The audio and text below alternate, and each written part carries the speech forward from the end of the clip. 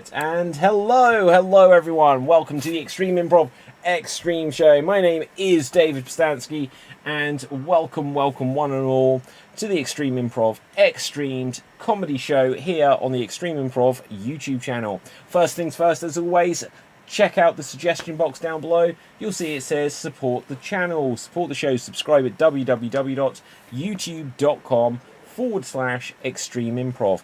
If you would be so kind as to smash that subscribe button, that would be brilliant.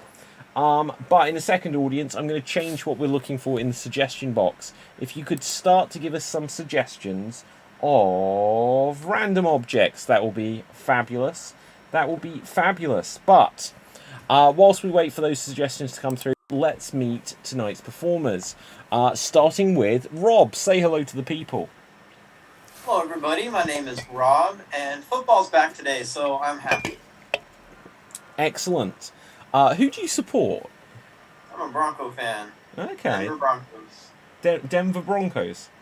Yes, couldn't be farther away from Southern California. Actually, they could be, but yeah. Okay. What's the backstory of that?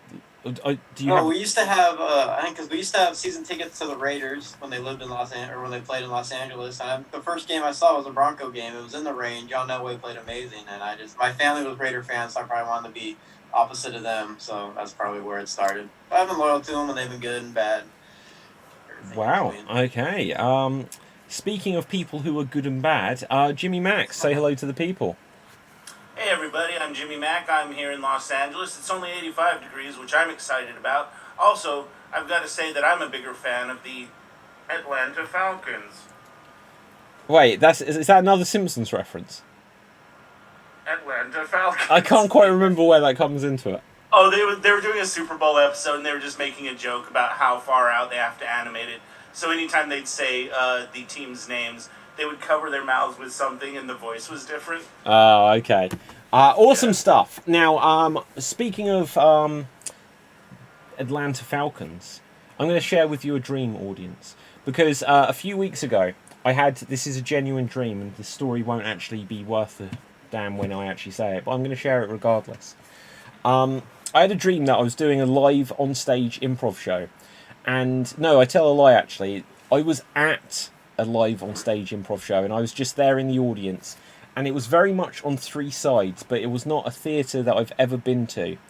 And whatever the performers on stage, no one I recognised at all, were doing was completely bombing hard. And when I think about it afterwards, time passes weirdly in a dream. And the whatever they were doing only lasted, that I can remember, about 10 or 15 seconds, but it was like it was bombing hard. And I remember going up to the person running it, and I was like, "Do you need help? I'm from Extreme Improv. This is a genuine story." And he was like, "Yes, please." So I jumped up onto the stage, and there was another performer to my left. And I was like, "Okay, guys, we are going to basically do a one-word-at-a-time story. But we were going to do it like Three-Headed Expert." And I explained this in my dream, the rules of this game, which I don't regularly ever do. And then this other guy came up, and he was to my right, which means he starts first. And I explained the rules one word at a time. And then this guy started walking in front of me, and he was like, "Well, okay, Mrs. Johnson." I sort of grabbed him by the shoulder, and he sort of pulled back. I said, no, one word at a time. And he looks at me, and he went, "Well, Mrs. Johnson." I sort of pulled him on the shoulder again. And he turned, and he gave me this death stare. And in my dream, I was just like, I shouldn't have volunteered to help. And then I woke up. And that's a weird dream that you may have if you do improv. You'll dream about doing an improv show and it just completely bombing. I've had something very similar to that happen in real life. Yes, tell me. Okay, I'm going to have to... Okay, I'll try to tell this quick. Okay, so I'm at an improv show. Our team had already been up. It was, improv shows in LA. You pay $5. There's free beer. They've got the little cans of Bud Light and everything. Okay, so, me and my friends, we have a beer before our show. I have a beer during the show that I'm doing. So I'm a couple beers in, we do our show. It went fine. I grab another beer. I crack it. So this long form team gets up. We were doing long form. And he's like, okay, this is a weird detail. It was right after the Boston Marathon bombing. So this this team gets up. There's this little guy. He gets up. He's like, "Hey, we just wanted to say, our this is an unnecessary detail, but I find it funny. Okay, so we just wanted to say we're offended by the bombing. We're offended by it. So our show is for America. Okay, this is for America. So can we get a suggestion of something that's all American? We're going to open our long form show with 185." And in my head, I'm like, 185 is sort of a weird choice as an opener for a long form show, right? So they start, someone's like, apples. And he's like, apples? What? Okay, apples. And so, like, they didn't know what a pun was. As they're doing 185, it becomes really clear. So, like, someone says something about their granny, it gets, like, a mild laugh. So he's like, okay, maybe we can get a suggestion of something that's maybe, I don't know, not a food. And I was like, but something all-American. And I was like, fire trucks. Fire trucks? What? All right, fire trucks. So, like, again, they don't know what a pun is. So they're sitting there, like, trying to tell jokes. Nothing's making sense. Someone made a joke about the length of their hose. All right, fine. So the guy goes up there and he goes, 185 fire trucks walk into a bar. And he motions to me. And I'm like, leave me out of this, man. I'm 2.5 beers in. And he's like, no, you gave the suggestion. He's this little angry guy. Like, You gave the suggestion. You make a joke. And I go, 185 fire trucks walk into a bar. The bartender says we won't serve you. They said, that's okay. That's no cause for alarm. And it gets a laugh because the audience wanted to laugh. All right, man, get up here. I'm like, leave me out of this. Get up on stage. So I'm up there, and I had to keep mentally checking in with myself because I'm a little buzzed, and I'm like, I got invited up here, right? Like, I didn't force my way on stage, right? And then, like, this guy, he would keep pimping me, too. He would go up and start the joke, and then, like, point to me, and I'd have to go up there and, like, get pimped into a joke. It was very strange. So then after the opening, he comes up to me, and he's just like, okay, so after this, we go into a montage format. And I was like, no, like, we had fun, but I'm going to go and sit down, So I just sort of, like, took my bow and sat back down. Very strange experience. Wow. That's pretty funny. That is awesome. Right. So, Rob, I do feel like, do you have a dream or a story to share? Well, I do have a story to share off part of the second half of your dream. Was even just last night on Wham Bam. I'm hosting it. I explained the rules, how to play the game. I asked, does anybody have any questions? People say no, and then they proceed to completely play the game wrong, and it drives me crazy every time. Yeah. Wow. And if you were on Wham Bam last night, you now know Rob's true feelings. Okay, let's do something. So the first thing I want to acknowledge, Colin Mayhew in the comments. I think I remember you well. Hugh Janus. It's been a while. Hello, Hugh Janus. It's been a while. Yeah, it has been a while. Hugh Janus. But anyway, imagine if this just isn't the same person I've remembered wrong. And he's like, what are you saying, Hugh Janus? Right. Anyway, let's have a look. We're gonna do a game of, and we have Dude Man 76 in the comments as well. So hello everyone who's watching out there in internet land. We're gonna do a game of verbatim. And starting us off is going to be Rob. From Colin, we have Shuttlecock. You're going to have 30 seconds to create a dramatic monologue on the theme of Shuttlecock. And then either Jimmy Mac or I will have to recreate your original performance. So here you go.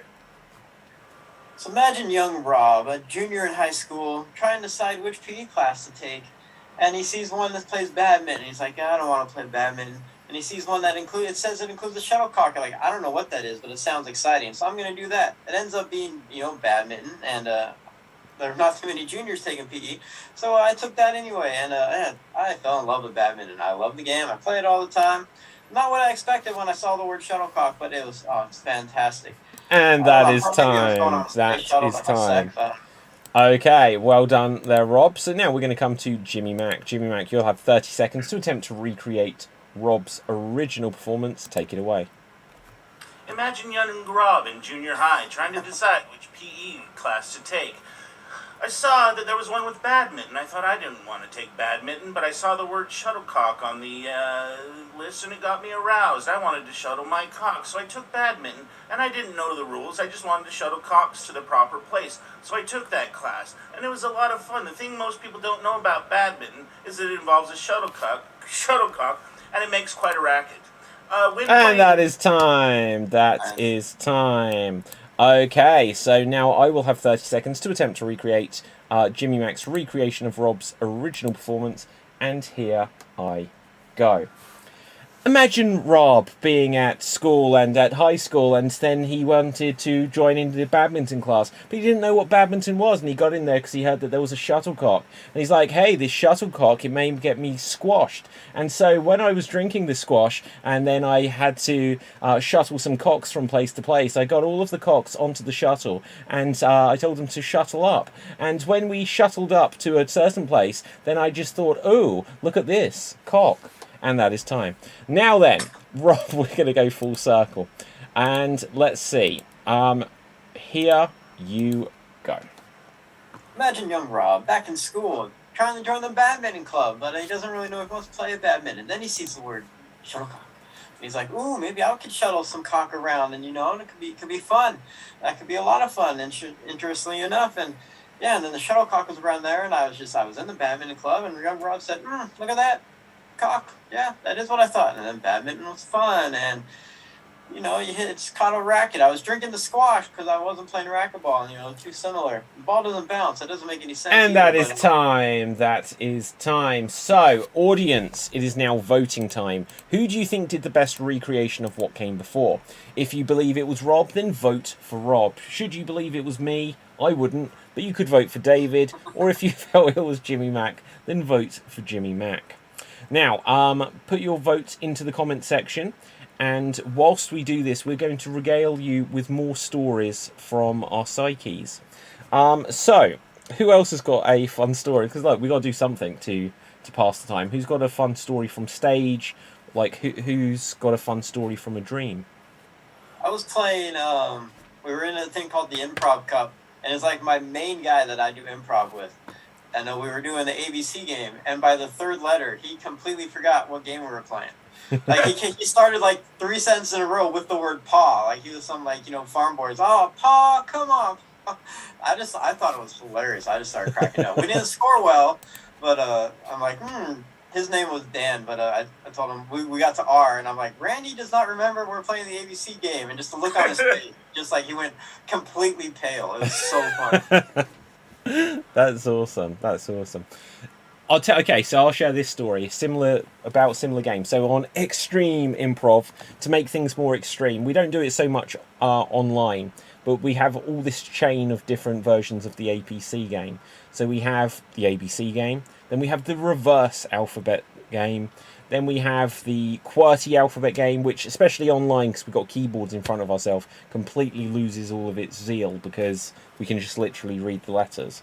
But it's like, oh, it's got to follow the QWERTY alphabet, and then the NATO phonetic alphabet, and we've got all these different ones. And on a live show, usually we'll start with an alphabet scene, and then we're going to make it more extreme by going reverse, and then we'll do one of the other ones as like third in the chain. And a few years ago, I put a couple of people into this scene, and look, this video's out there somewhere. It got a guy called Matt, who's from Portugal, in it, and then it was going to have a woman who's done the online shows a couple of times in the past called Ione, and she was like, oh, I don't want to do this sort of thing. Oh no, sorry, I tell you, this was the reverse version. The reverse. She was like, no, like this. I was like, oh, I looked around to do it, and this girl did it, called Rebecca, and I think she's from Amsterdam. And then, truthfully, and I'm not saying this to be mean, it was the longest 90 seconds of my life, where they got through about 7 of the letters of the alphabet going backwards, with like the whole thing going wrong.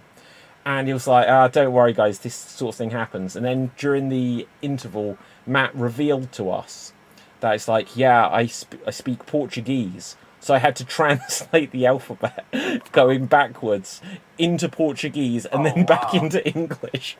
And it was like, yeah, they like, and at the end of the scene, normally, as I do on this show, I'll make like little witty comments or whatever.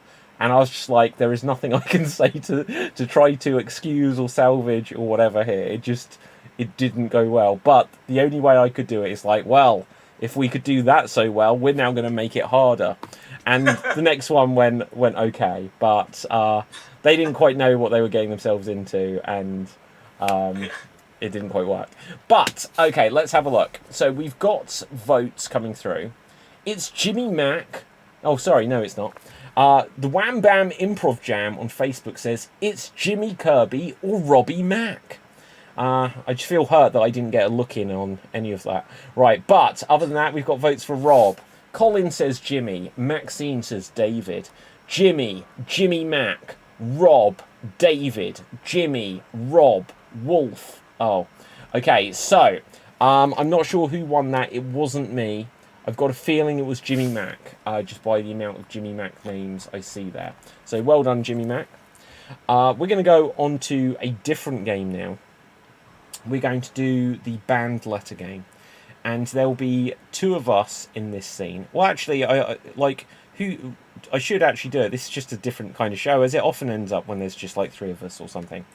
Jimmy Mac, did you have a story to share of that similar ilk about alphabet scenes or something else? One of my favorite just train wreck shows. We were in the Del Close Theater. My team had performed, and it's polite to stay, the whole hour and watch all the teams perform, right? Yeah. So the last team gets up. It's the end of a long night. The last team gets up and they're like, "Hey, we're going to do a long form, improv show. This is called The Bat." Now, The Bat, when done well, is an excellent show. It's like a radio play. You turn the lights off, the performers all kind of sit down, and it's theater of the mind, and it's excellent. These guys didn't know what a bat was. These guys just heard you turn the lights off, and you do an improv show. So they're like, yeah, it gets crazy. We're up there doing a scene, and we don't know what's going on because the lights are out. And one guy literally picked up a sandwich board, because they were all kind of pushing each other around and grab-assing. One guy picks up a sandwich board and hits another performer in the back. And the guy didn't see it coming either. So he's hurt. So the audience is silent, and they get up, oh, okay, maybe we shouldn't mess around like that. But they still go on with the show. So they turn the lights off, and they're doing awful improv that they don't understand. And my favorite thing about it, again, I'm, at least at the time, I was very polite, and I'm like, no, we stay the whole night. But not everybody was of my mindset, so totally dark theater, but people were leaving, so you would occasionally just see these cracks of light, so you knew when every single person left, and it was constant throughout the show, just the door opening, the light coming into the theater, and it's a small black box theater, just the light of their damnation. It was, and I stayed the whole time. It was Schadenfreude, but pretty painful. It's almost like, do you remember that episode of Friends where Chandler's in the front row of that like one woman show and he can't leave because he didn't know what it was? I didn't watch Friends. Oh my god. Alright, you didn't watch Friends. Well, anyway, it sounds like that, where you're just like the last person stuck there, unable to leave. Not unable. We could have. Again, just me and my team, we were too polite. The only thing I think... I've probably walked out of a few things, but the last thing I walked out of, I went to the Kyoto Museum in Japan, and they were showing... There was like a film on that you could see, and we went in to watch it, and it was a black and white film, and it was just like a load of kids killing themselves. It was awful. I've got no idea what type of film this was. And we had to sneak out because it was just too depressing in the end. But, yeah, it was a bit awkward because it was exactly that. It was just like... on the door, and it was just awkward. But anyway, right, we're going to do it. Those kids worked really hard on that film, and you disrespect them like that? Yeah. But it seemed like it was from, like, the 1950s or something, so I was just like, what is this film? I was a bit worried that it was a genuine snuff film. You don't know what you find in different countries. It's like if this was art or something. Also, you weren't allowed to take photos in the Kyoto Museum. It's like, what's the point of going to a museum where you can't take photos? Anyway, right, so the band letter game. Let's see what we've got here. We are going to do this inspired by a TV aerial. The band letter is going to be an H. So we're not allowed to say the letter H. I'm going to just basically switch my camera off, let you two guys go at it, and then when one of you goes wrong, I'll swap in. And here, yeah. An aerial is like an antenna? Yes, sorry, yeah. Okay. Right, in fact, let's spotlight people, because otherwise it won't work. So, take it away. No reception here. Shit.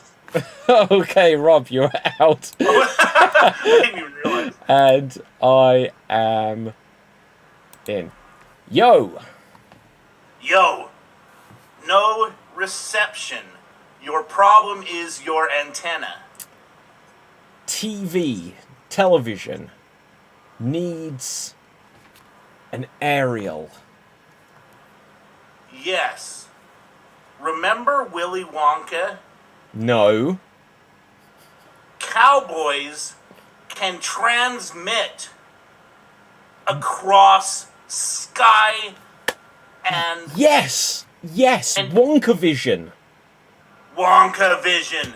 It's your future. I know.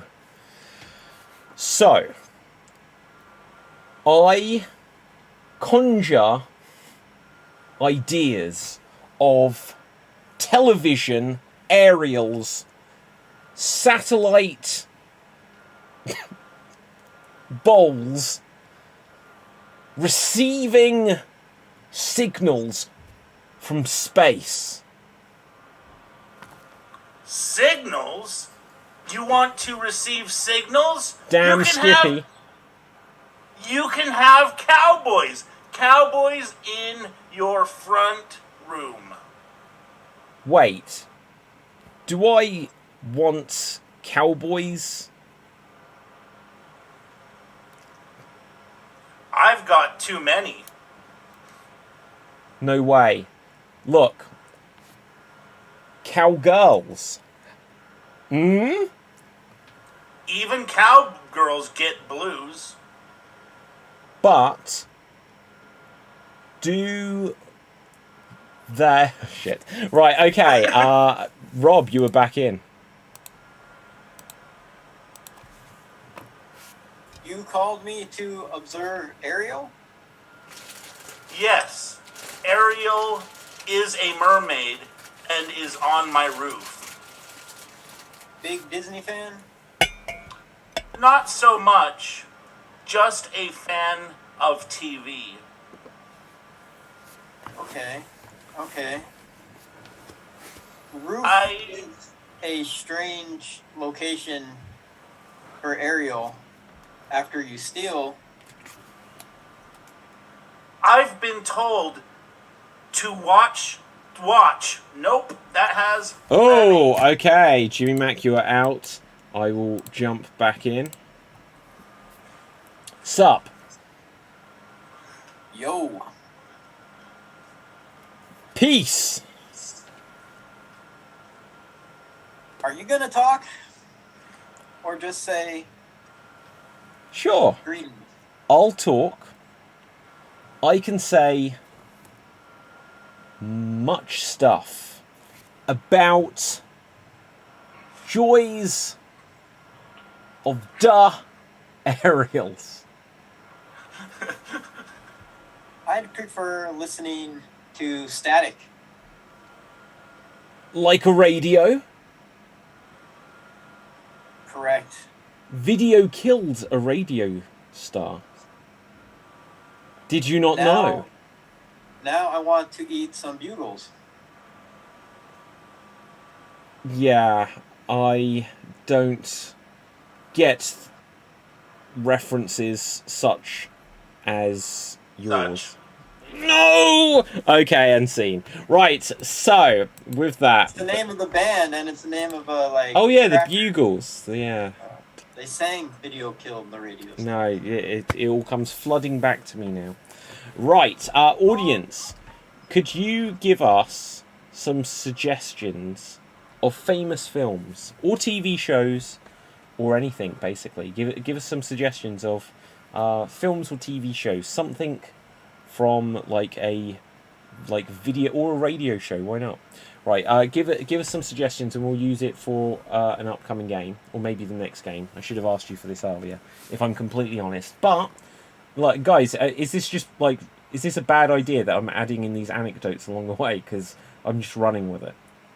I don't mind. I enjoy it. Yeah, let's do it. Right, but like I don't know, we may be having to make up. I've used up every anecdote I've ever had in my life by this stage. Right. So. What anecdotes? Who's got an anecdote? This is a smooth segue, as you can tell. Jimmy Mac. Yeah, so we were at a competitive improv show. This was at the IO main stage. Yeah. In Los Angeles, and it was a cage match, and they're popularity contests. You pack the theater, you bring all your friends, and they all vote for you. We get it, So Yeah. there was a team that had been going a really long time. And their show just wasn't very good, and everybody knew that it was just because they were packing the houses that they kept winning. And again, fair play. That's how it's set up to work. But my buddy Tilt, may he rest in peace, was helping pass out the ballots, and so he's just walking down the aisles, passing these ballots out, going, "Vote your hearts, people! Vote your hearts!" Which made me laugh. Yeah, well, do you know what? That I can actually bounce off a story based on this. Look, obviously, Extreme Improv is a competitive show, and like along the way, and this isn't. I'm not saying this to be controversial, just to be a little bit humorous, but there's been a few people that haven't done the show in a very long time, who took things too competitively, and so I have had a couple of messages across the show, and even going back to before online shows, where it's like, well, this person just brings their friends, and I'm like, well, yeah, I'm trying. That's the whole idea. I want the audience here. It's like, and I get it. You don't want it just to be, because then you feel depressed. It's like, well, I never win because no one likes me. You don't want it to have that feeling either. But it's like, I'm not going to tell the person that they can't invite their friends. It's like, that's the exact opposite business model to the idea of trying to put on a theatre show. Yeah, and they have friends watching too, just not as many sometimes. Well, yeah, exactly. Everybody promotes the show because that's part of the show, and sometimes there were times. One of the world championships, I didn't promote it because I'm insane and sometimes I want to win on merit. I know if I promote it to certain people, they're going to watch, they're going to vote. I actually have a friend who doesn't vote for me every time she watches. Well, yeah. But, it's the way of the game. That has actually bothered me on shows when people say that on the show and takes away from the person that won. Yeah. I'm that was really messed up, and it has actually caused me to not like as much. I'm I see these people in different lights who actually complain about that online during the show. Generally, though, and this is a little bit of behind the curtain stuff, but it's no big secret. It's like when I do shows, I don't really care about winning. I genuinely don't care about winning, and especially when I've done other people's shows. And when I was in the States in 2019, and we were in Seattle, I jumped onto a show. I forget the name of the theatre now, which is crazy. Marty would kill me because it's in Seattle. But I jumped onto the show there. And because I felt like I was so last minute jumping on, I felt a tiny little bit of an edge of that I was an invader that wasn't really wanted. And so I completely played up to it, and I completely went bad guy, wrestling bad guy. So I was like, I'm going to, if you're not going to love me, I want you to hate me, kind of. I was going to play it as a complete bad guy. And because I was the English person there, I felt like I could just play it. So it's because a couple of times they did, things went, I was like, you can't understand my accent sort of thing. So I was like, right, I'm just going to play into this being the English one that feels like he's better, like Simon Cowell or something. It was good fun. Good fun, though. Wham Bam Improv Jam on Facebook says, David, you're a winner to me. Plus, you should host our show too sometime. I'd love to. I genuinely love to. I was last couple of weeks, I've had a crazy few weeks, genuinely, but I planned to do it last night, but then I had to do a job and I had to get up ridiculous o'clock this morning. So I will be there very soon, and then once I've done another one or something, then I'd love to jump on and host for you guys. That'd be amazing. Anyway, has anyone else got an anecdote to share, or are we powering on to a game? Let's power on to a game. Right, let's do this. Okay, so we're going to do some 1 minute remakes. And I'm going to roll the dice to decide who will go first. And we'll go... Oh, it's going to be me. So, we'll do a few of these just because we can double up because we've got a lot of suggestions come through. Can one of you guys give me a film to do? Air Force One. Air Force One. I love this film. Okay, I don't really remember it, but I remember enough to do 1 minute of it. Okay, and here I... Oh, wait. How did I just remove Jimmy Mack? I don't know what I did there. Right, and here I go. Right, so, wife of mine, and bring my daughter in here as well. Yes, darling. I just want to remind you that I'm the president, and the daughter is playing tricks, and she shouldn't. Okay, Harrison. Get out. Right, so anyway, I gotta take an important flight, but I want you to come with me and accompany me. Okay. Right, so now we're settled on the plane. Is anything gonna happen soon? Shut up. Now, I'm evil, I'm foreign, generically, so bang, you're dead. Right, and, well, I gotta fight these people. Jump off the plane, dear. That doesn't happen. Right, so anyway, you're a bad guy. Yes, and I still have your daughter. Get off my plane. You do remember this film. Just about that line. Right, I've killed him. Now who are you? I'm the American who's really a turncoat, and even though I could have got away with it, I decided to fight you for the last moment. Get off the plane. You already said that. And scene. I don't remember it as well.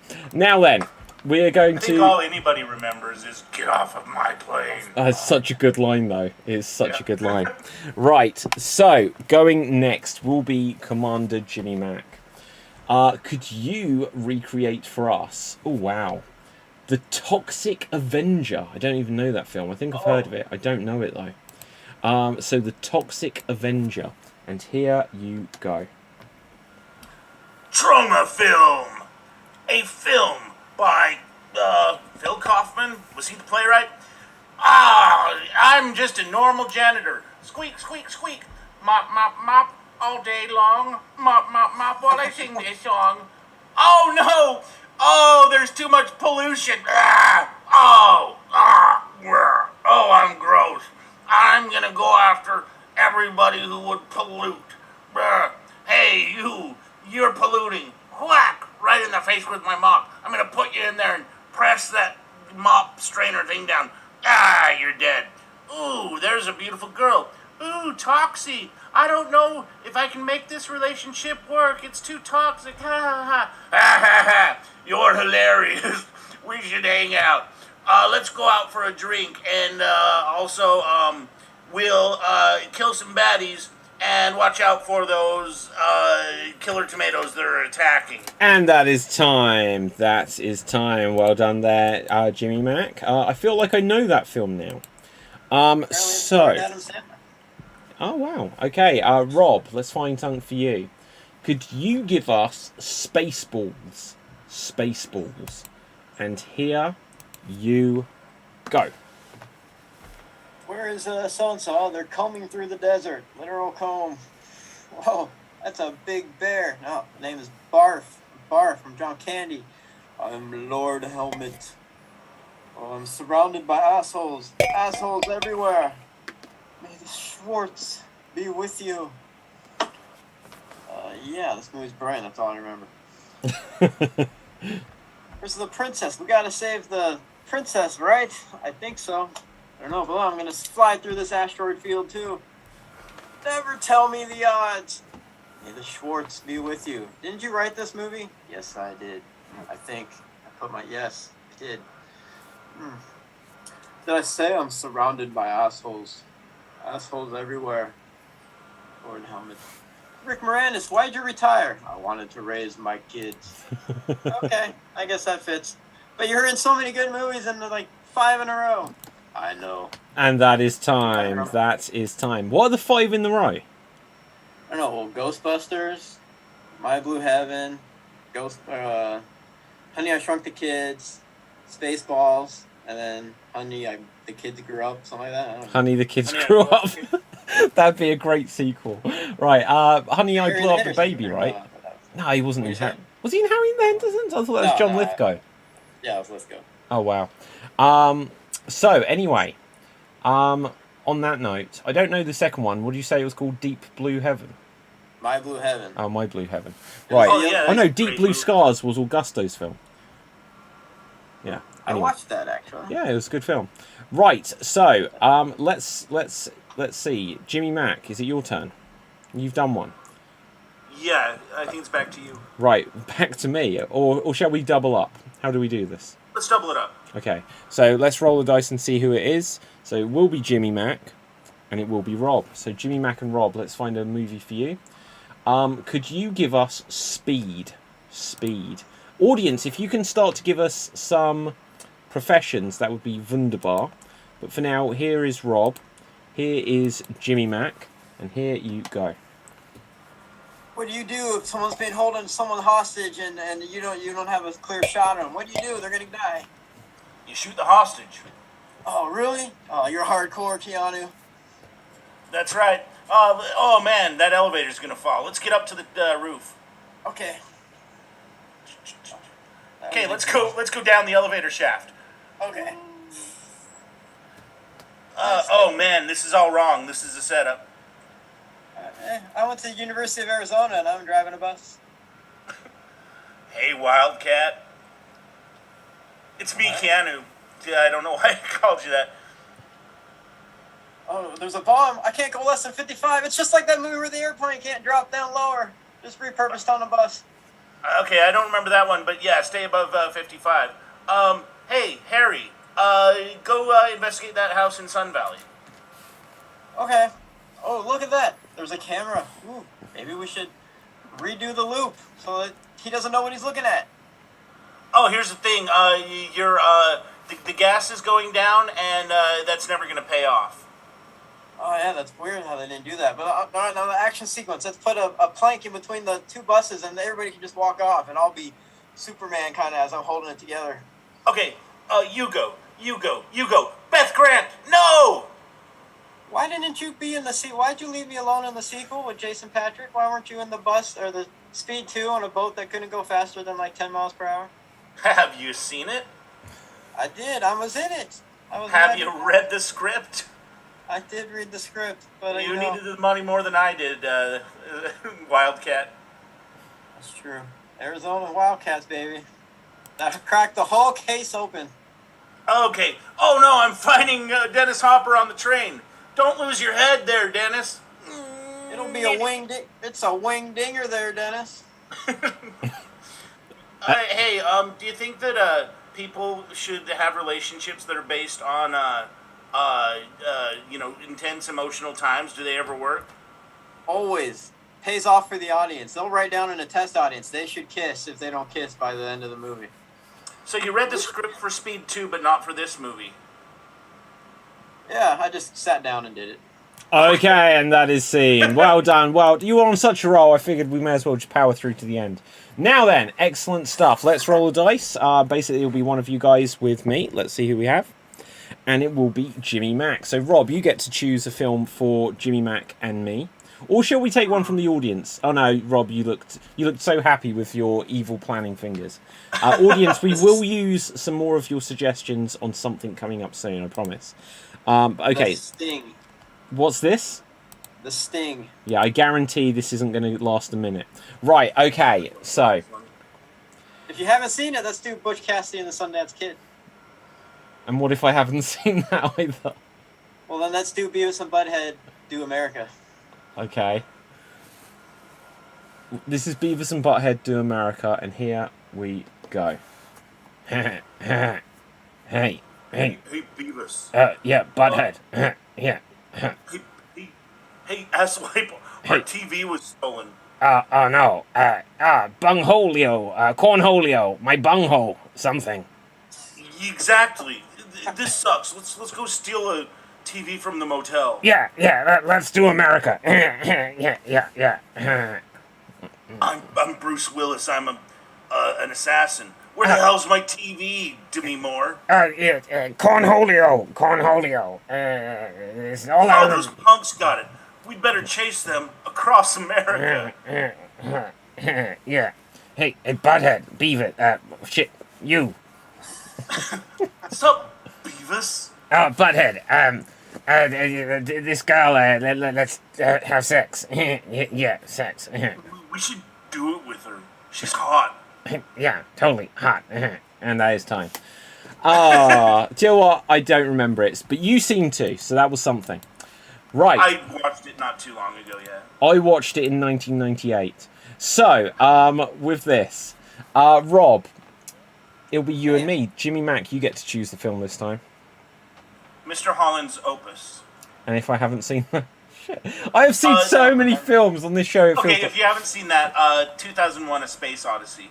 And if I haven't seen that, Jaws. Okay, thank God. Right. Okay, so we're going to do Jaws, and here we go.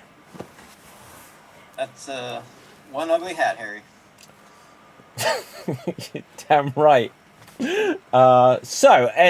Anyway, it's a lovely day here at the beach, and all of the people are coming out and enjoying it because I'm the mayor or something. Yes, oh, look good. Oh, look in the water. It's a giant shark. We should go hunting it. Or Schneider, get on my boat. Let's go kill this shark. Okay, let's get my glasses on because I own a pair, and we're gonna see if we can catch this great white shark. God, there it is. Oh, shit. Oh! We're gonna need a bigger boat. Oh, I was just gonna do that. I know, but it's the only line I know. Damn it. Oh, the boat is like, just got bitten in half. Oh my God, look at that. All the blood in the water. Oh, this is horrible. Rah! Kaboom! If they make a third one of these, I bet you it's all gonna be in 3D. Holy shit. It's like you can actually see. And that is time. Guys, I swear I have seen some films that came out at the cinema at some point. Yeah, shark still looks fake. Yeah, you definitely have to see 2001: A Space Odyssey. That is mandatory. Okay, I will. I will make a point of doing that. Right, let's have a look. Now, The Greasy Strangler. Oh, I like it. Is that a film, or... I thought that was the name of somebody watching. No, that's from Colin Mayhew. So, let's have a look. The Smog Strangler. I don't know the Greasy Strangler. Wow. Are they like the Greasy Bandits, or what were they? The Wet Bandits, and then they became the Sticky Bandits. There you go. From Home Alone. Home Alone. Right. We are going to do one with all three of us in now. And look, let's get one more film from the audience, because I said that audience. Let's get one from Colin Mayhew, in fact. Because it is lovely to see you back in the comment section. We're going to do Miscongeniality. Miscongeniality as suggested by Colin. Do I look like Sandra Bullock or something? Yes, you do. You do. I definitely think that's your casting here. And here you go. So I'm a bad guy. I hope none of you are an undercover FBI agent. Oh, look at me. I'm a badass. I'm going to flip you over my shoulder. Hit you to the ground. You see by my sash. Ironically, I'm actually very congenial. Hey, so I got these, sorry, you wanted to say something, young lady? I was just going to say, Sandra, welcome to the pageant. So, Sandra, you gotta try and fit in, and I know that you love me, and you want to kiss me. Yes, I'm the queen. Oh, you're quite kinky. But I guess you're not allowed any donuts or pizza. Hey, I'm really southern, and I think the world is really nice and should be a special place. I care about world peace. Me too. Hey, girls, I'm Michael Caine. Bad guy, I say world peace. I'm Michael Caine, and I don't remember if I was in the first one or only the second. Oh, you were definitely in the first one, because you were a disgrace, and now you're trying to help Mary Lou Freebush to be really good. Why are you looking at me with just your one eye there and the spear in my eye? Why aren't you blinking, Michael? Because if you read my book, you'll know how to act for the camera. Well, anyway, I don't like you, so make sure you wear this tiara, Sandra, Mary Lou. Thank you. Don't worry if it starts beeping. It's beeping. What? Oh, I'm dead. FBI. Everybody, she's not really a beauty queen. You got fooled. And I would have gotten away with it if it wasn't for you stupid beauty pageant women. That's not very congenial. Boy. You're double arrested. You did not win this pageant, but we have all voted, and you truly are a Miss Congeniality. Oh, wow, so I think you've probably earned this donut, but I should warn you that donuts based on intense situations rarely work out. Warning noted. You should probably base it on sex. There we go. Ad scene. There we go. 2-minute 42 remake of all of the major bullet points from Miss Congeniality. So, with this, we're going to go on to our next game. Unless anyone has an anecdote that they feel they would like to share based on anything that has happened up to this point in their lives. There is one, but I don't think I can say it without giving away who the person is if certain people are watching. So I'm going to choose not to. But just say, felt like a sabotage on stage one time. You were sabotaged on stage? You were? Yes. Just in party quirks one time, because I've had a lot of success in that. And as somebody was just doing, when I later found out who they were, it's like, you weren't even trying to give a clue on what it was. It was ridiculous. And... do you know what? Something that, like, I find interesting, and again, this is, like, behind the curtain, I suppose, is when you do a scene with someone, and you feel like, oh, there's all this possibility it could go this way, and they purposely subvert something which has precisely the longevity of one joke that they make there, and now you're completely stumped. Yeah, anyway. And you know who you are watching. I'm joking, it's everyone. No, okay, so let's see. Jimmy Rank, did you have an anecdote to share there?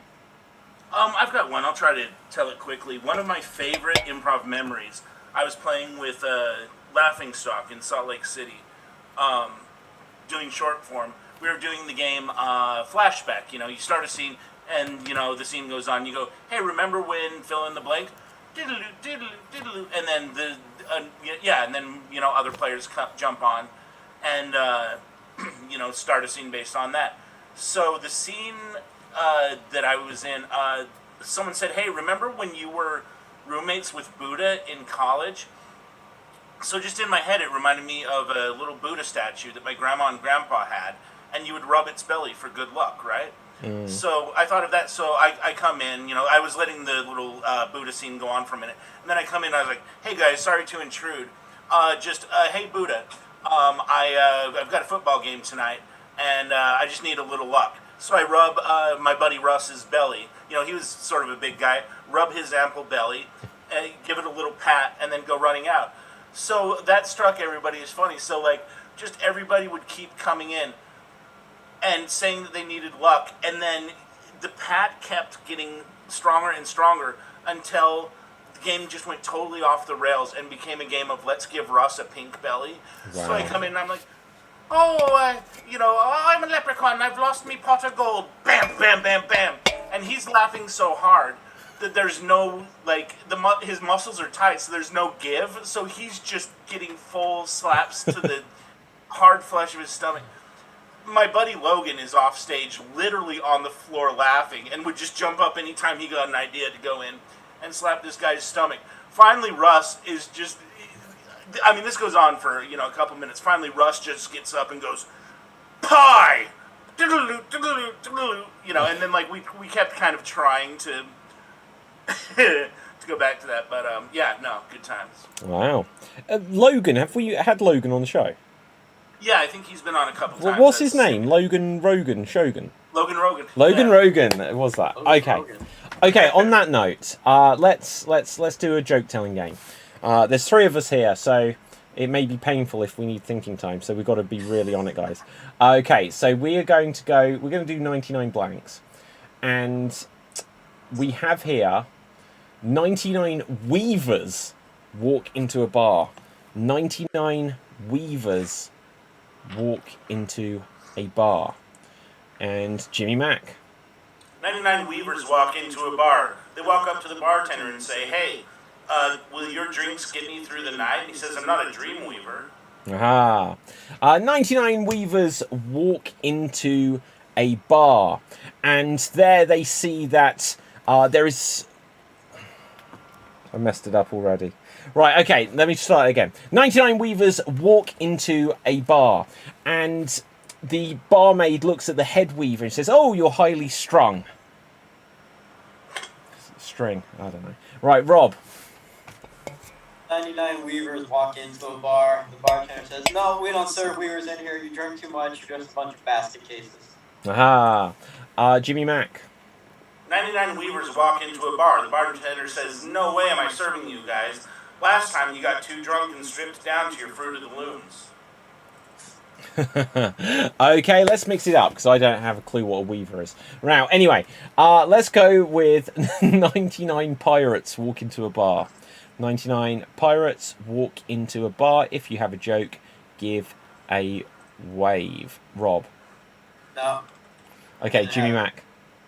99 pirates walk into a bar. They were also excellent mathematicians. Yar, they had solved Planck's theorem. Aha. Okay, Rob.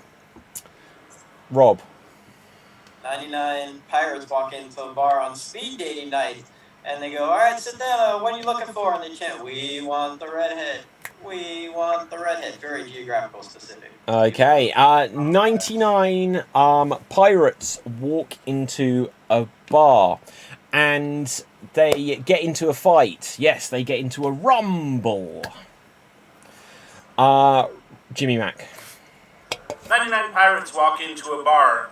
There was a zombie playing Sonic the Hedgehog, and they said, "Hey, we want to play too. Can I play as Sonic?" And the zombie said, "Yar, dead men play no tales." Rob. 99 pirates walk into a bar, and there's like a big event going on, and they go, bartender, what gives? There's nowhere to sit. And he goes, yeah, we anticipated this crowd, but there are more seats back there, Jack the Sparrow. Aha. 99 pirates walk into a bar, and the barmaid says, gosh, how did you guys get here? You have no boat. And they go, no ship. Okay, Jimmy Mac. This isn't going to make sense, but let's try it out. So 99 pirates walk into a bar, and Davy Jones is sitting at the bar eating calamari, and they were just like, geez, dude, your beard smells like octopus. Okay. 99 pirates walk into the bar. Oh, yar! Rob. 99 pirates walk into a bar, and it's the bar that sponsors their softball team. And the bartender says, I heard that John moved away. Isn't he the captain of the softball team? And one of the pirates steps up and says, I am the captain now. Jimmy Mac. Yeah, 99 pirates walk into a bar, and Johnny was sitting there just spouting philosophy. And they said, yar, Johnny, depth. Very good. Any more for pirates? Okay. 99 pirates walk into a bar, and the barmaid says, you're not... Sorry, this joke doesn't have a very good hook. Jimmy Mac. 99 pirates walk into a bar on Halloween, and just like on St. Patrick's Day, where they dye the beers green, the bartender was dyeing the beers black. They had been Blackbeard. Okay, Rob. 99 pirates walk into a bar, I'd say 8 years ago or so, maybe. That's when this was big. And the bartender says, what do you want? A beer? They're like, no, we're watching our weight. We've been working out. We've been doing all those planks. Aha. Okay, 99 pirates walk into a bar, and the barmaid says, sorry, no pirates. And the leader says, I'm not a pirate. And she says, yes, you are. You're lying. He says, no, I'm not. And I'm willing to take a polygraph. Jimmy Mac. 99 pirates walk into a bar. They had a really fun time having sex with the barmaid. It was a Jolly Roger. Rob. 99 pirates are in a bar, and the bartender hands them all their drinks. And the head pirate says, drink up, me hearty, yo ho. Okay, let's mix it up. So we are going to go with 99 greasy stranglers. I don't know, is there anything in that? Possibly not. Let's go with 99 stuntman stroke woman. 99 stuntman / woman. If you have a joke, give a wave. Rob. 99 stunt people walk into a bar, and the bartender says, no, get the hell out of here. You're just a bunch of jackasses.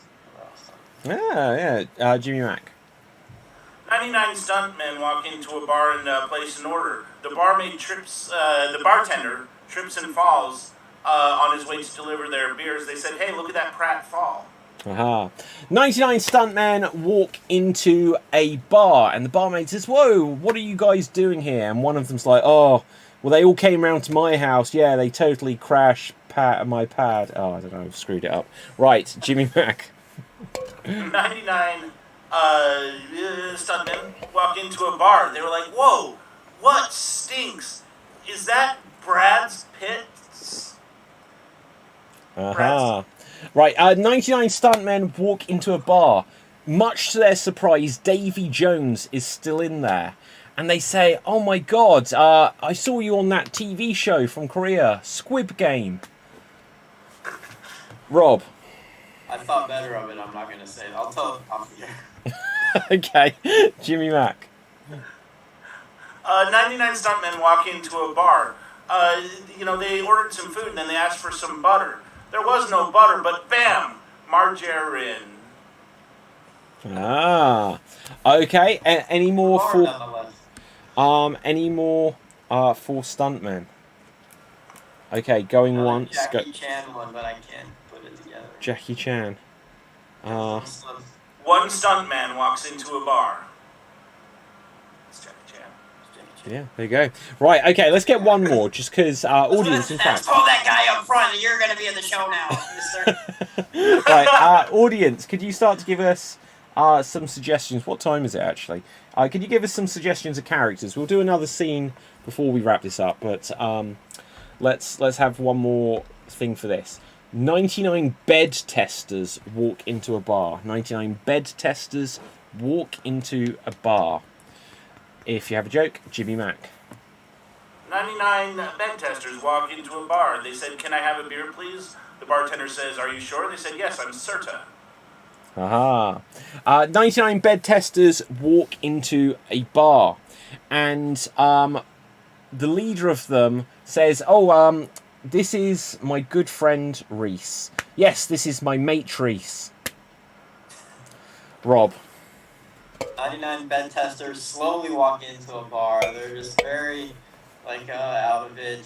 And the bartender goes, what's wrong? There's no spring in your step. And they go, yeah, I guess I'm just head bored. 99 bed testers walk into a bar. And the leader of them is worried. They say to the barmaid, I think someone put something into my drink. They're like, what? He says, well, I think there's a pill. Oh. Jimmy Mac. 99 bed testers walk into a bar. They start getting real drunk and rowdy and start fighting. The bartender says, hey, you guys can't fight here. Well, when can we box? Spring. Okay. Rob. 198 mattresses walk into a bar. They were bunk beds. I like it. Okay. On that note, okay, I'm going to say a similar one. Right. 99 bed testers. No, sorry. What did you say? What was yours, Rob? It's leeching off of this. I just said mattress, but I guess yeah. Right. Okay. Okay, so 99 bed testers walk into a gay bar. They were camp beds. There we go. Right, so Jimmy Mac. 99 bed testers walk into a bar. They brought 4 friends. King, queen, and their twins. Okay. 99. 99 bed testers walk into a... Sorry, I've drawn a blank at... Right, Rob. Just going off, Jimmy's 99 bed testers walk into the bar. The bartender says, "Can I get you something to eat?" And they said, "No, we're full." Ah, okay. On that note, right, we're going to go on to our next game. Let's do a different game. Now, the different game we're gonna do one round of single syllable showdown, and let's see. It's going to be about a doctor, as suggested by James on Facebook. So it's going to be about a doctor, single syllable words only. Let's roll the dice to see who will start. It will be me. And it will be Rob. So we're at the doctor's, or someone's a doctor, or something to do with a doctor. And here we go. What's up, Doc? You don't look well. I don't. No, it's bad news. I was just here for my friend. Yes, but I have a sixth sense, and I can tell that your heart is empty. Okay, I'm out. Right, so with that, Jimmy Mac, you are going to be in. Your heart sucks. What's wrong with it? It's big and it's red and it needs to come out. Won't I die? If we don't put a new one in, yes. Whose heart will I get? Bob's. Bob is a prick. Will that make Yeah. me a prick too? It may leach into your blood this sense of prick, yes. Can I have your heart? No, I need it to live. You take Bob's, I take yours. This seems like a bad plan. There's too much to it. Makes sense to me. Yes, that's why you did not go to 4 years of school plus 4 more. Why would you do that? To become me, a doc. Do you make lots of cash? Yes, loads. Can I have some? You may not. You may have a new heart if you wish, but you must pay for it. I have no cash. Have you a claim with a place that funds these things? Yes. Just rip it out. Fine. Here, you are now Bob. So. I want to live. Live, damn you! Live! I'm out. I'm laughing. Okay, Rob, you're out. I will dive back in. Tell me things. Hey, Bob. Hi. Your heart is gone. What? I gave it to Rob. Wait. I need it, though. Yes, you need a heart, but not yours. I gave you the heart of a chimp.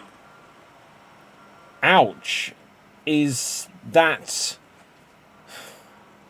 what you think of me, Jim? Well, you are kind of a prick, but chimps cannot be good nor bad. They just are. I don't think that's true. I knew a chimp who was so bad one time. Your mom! Which chimp? Oh! Oh! Bob, you prick. Yes. This is why you are where you are. No, that was not me who thought that. That was the chimp's heart who spoke. You know I would not say that to you, Jim. And chimps cannot be good nor bad. They just are. No, because... Oh, shit. Right, okay, Rob, you're back in, and then we'll wrap this game up after. Right, go. Bones! I need help. I feel sick. Damn you, Jim. I am a doc. not a lamp? Yes, that's why I come to you when I'm sick. So what is the prob this time? Glue on head hurts. Is it your wig again? Oh! Oh, and with that, and scene. So, with this, we're going to come on to our finale game. And our finale game, we're going to do an extreme monologue, but we're going to do it so that we each get a turn with a different character, and whoever can keep their monologue going the longest will be tonight's Extreme Improv XStreamed champion. So let's roll the dice and see who we have go first. It will be Jimmy Mac.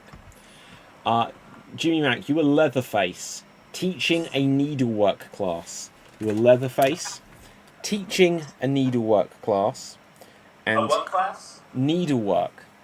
Needlework. I got you. And here you go. Howdy, y'all. Texas Needlepoint Massacre. Quilt your faces off. Or on right. Ha. Ho. Tee. Fun. Be this weekend. Who will win? Joseph, Cletus, Scoot, Pippin. Let's go. Blanket. Oh, freeze. That's got to be a hesitation. That's got to be a Absolutely. hesitation. So 42.06 seconds. Excellent time there. Next up will be Rob. Rob, character for you.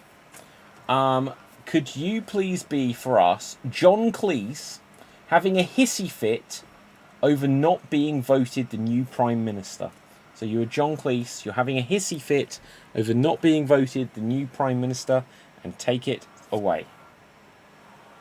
Folks, results today. Well, this is bullshit. How did John Cleese not become new Prime Minister? Maybe because wrong accent? Sounds right. Not Cleese's fault, Rob's. Oh, freeze. Freeze, what's the challenge? He said not twice. Ooh, I don't recall, but I'm willing to take your word on it. 24.45 seconds. So I will go next. Can someone suggest a character for me? Clive Anderson. Clive Anderson. I love it. Right, doing what? You're shit-talking Drew Carey. Okay, Clive Anderson shit-talking Drew Carey, and here I go. Okay, everyone, welcome to the show. Whose line's it anyway? Drew Carey, absolutely inferior host, and 0 points. Just makes one joke. Show doesn't matter. Now, anyway, Ryan, Colin, Scoot, Pippin, Gather, Wayne, don't know you. Greg, hello. Tony Slattery, drunk on stage again. Oh, but listen, not in my show, just on Extreme Improv once. However, next up, we have for you special guest, Commercial Breaks, Channel 4, talk show. That's definitely a hesitation at that time. So many times. I said what? I was going to let it go forever. That was a great impression. It wasn't very good. No, but... Hold on, David, were you saying that you were drunk on your show, or Tony Slattery was on your show one time? Yeah, Tony Slattery was on the show one time. Oh, that's awesome. Yeah, it was. Look, and, you know... yeah, it was great to have him on the show. Genuinely, it was a little bit wild and unpredictable, but it was so much fun. Absolutely. I think you mentioned that. Yeah. Before. But with this, we are going to say that Jimmy Mac, you are the Extreme Improv XStreamed champion tonight. So congratulations and well done. Excellent stuff. And let's find out where we can find everyone on social media.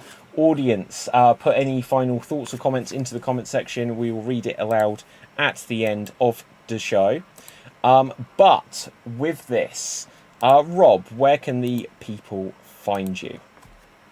OnlineVarietyShow.com, Facebook Improv Nights, Wham Bam Jam every Wednesday night, and always getting extreme. Fabuloso. My name is David Pistansky. You can find me on Facebook, Instagram, and Twitter at David Pistansky, spelled Pustansky. You can also get a copy of the Extreme Improv Ultimate Guide to Creating Virtual Theatre, which will tell you everything you need to know about creating an online show like this. Literally everything. Now, Jimmy Mack, our winner and Extreme Improv Extreme Champion for tonight, where can the people find you? David, I have nothing in particular to promote, so as always, I'll leave you with this inanimate carbon rod. Boom. Okay, let's have a look. Good show, says Janie. As always, love you guys. Now, with that, audience, make sure you smash the subscribe button on all of the channels and that. There isn't an online show tomorrow because there is a live show if you're in Buckinghamshire. Then do check us out at the Waterside Theatre. So that was good. Colin Mayhew says, well done, guys. It's good night from me and good evening from Hugh Janus. Excellent stuff. Good to see you back. Now then, with that, from me, from everyone else, stay safe, always stay extremed, and ciao for now. Boom. And we're off the air. Great show, everyone. Fun stuff. I enjoy these informal chats.